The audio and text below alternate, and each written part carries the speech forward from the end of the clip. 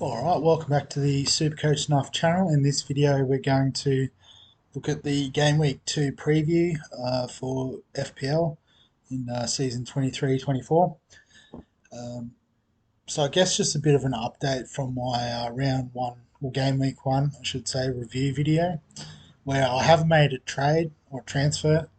I'm going to stop using the Supercoach terminology, but I have made a free transfer this week. So in defence, I got rid of Gabriel. I heard a bit of a report that part of the reason why he was sat was that he might be, part of the exodus to Saudi Arabia, um, and they're looking to trade him out.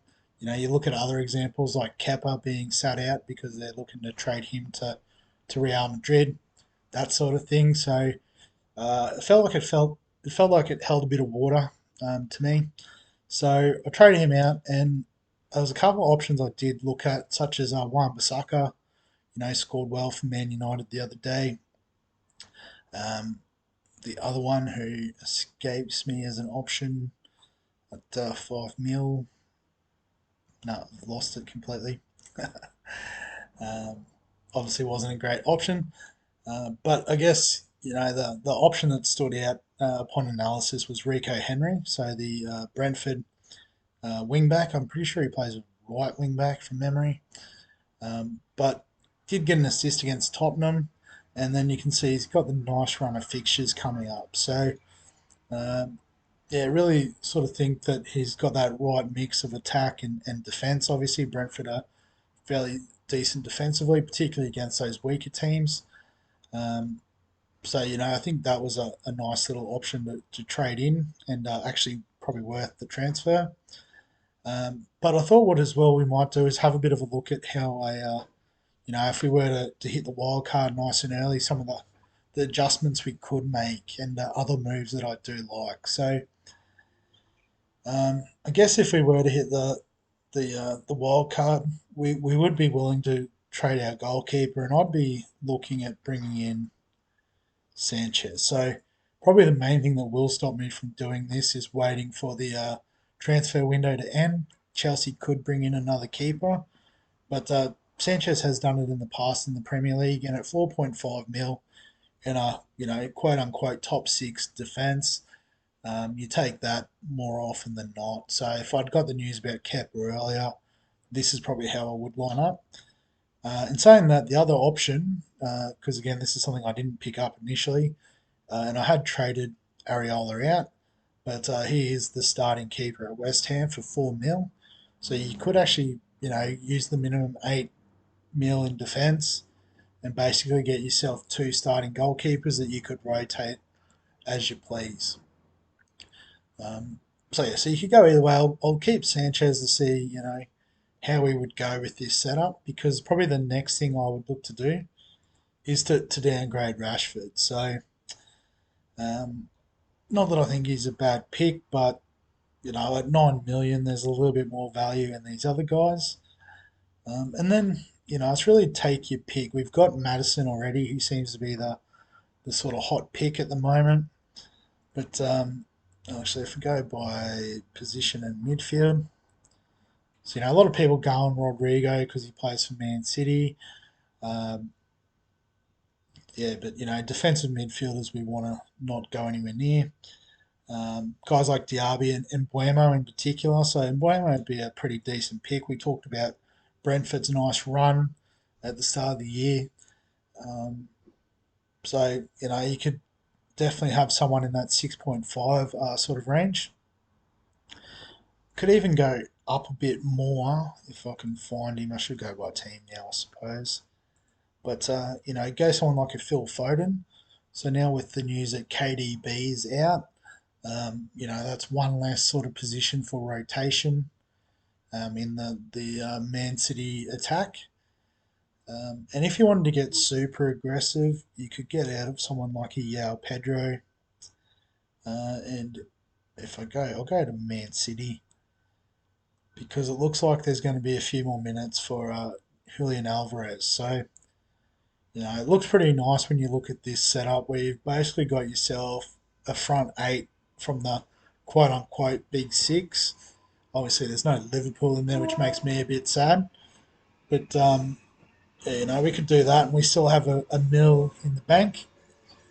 So then, what you could do is you could even, upgrade your $4 million defenders that aren't going to do too much, and then you could bring in the likes of a Wan Bissaka, and the other player I like at that price now that unfortunately Mings is injured and looks like he's out for a while.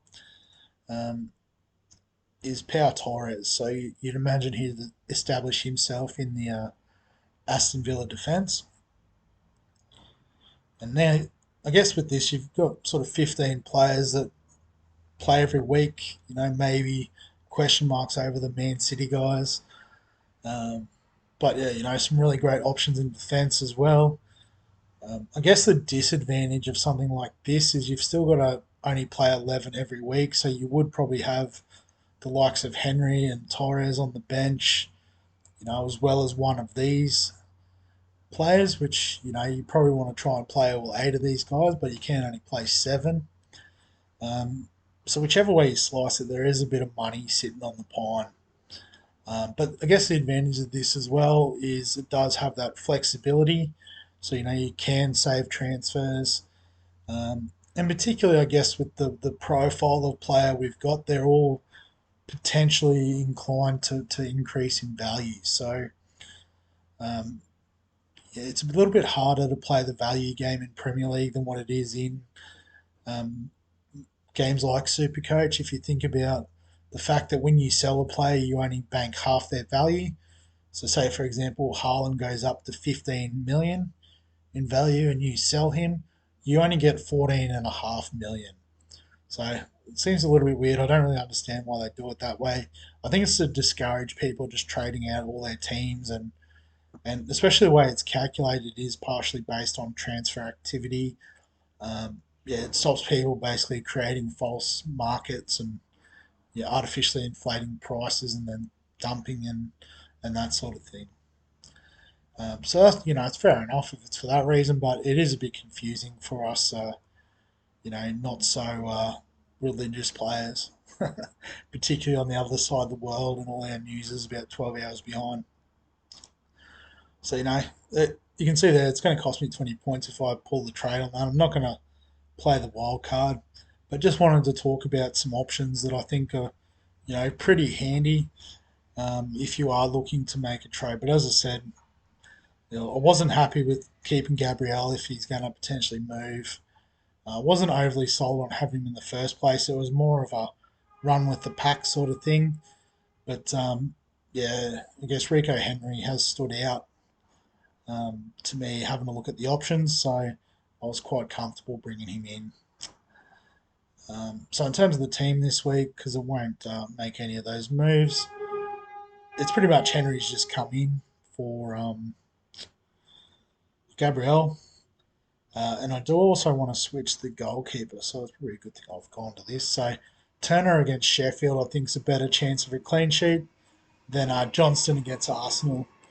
And I'd probably be betting against Saka and Martinelli in that case anyway. So seems a bit silly to do that. Um, in terms of the last forward position, Wolves didn't look too bad against Man United, but apparently that was more United was really bad. So I might keep Pedro there over Jackson, but we'll definitely be using Jackson in the near future. I can guarantee that. So Kabore obviously has the week off. I could swap them around, but he won't do any good anyway. So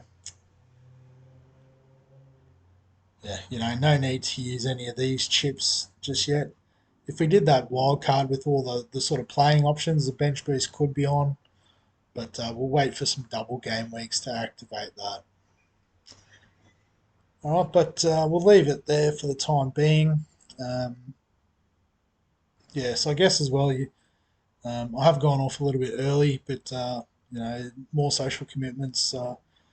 Friday afternoon, so it's Thursday afternoon at the time of recording. Probably won't release this until Friday, a bit closer to deadline time, Saturday morning there.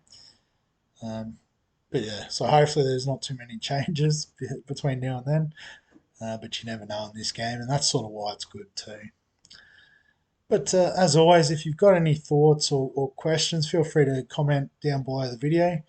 If you're enjoying the Premier League content, remember like the videos, subscribe to the channel.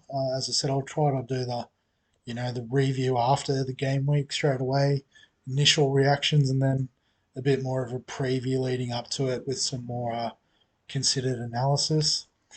But other than that, as always, thanks for watching, and I'll catch you in the next one.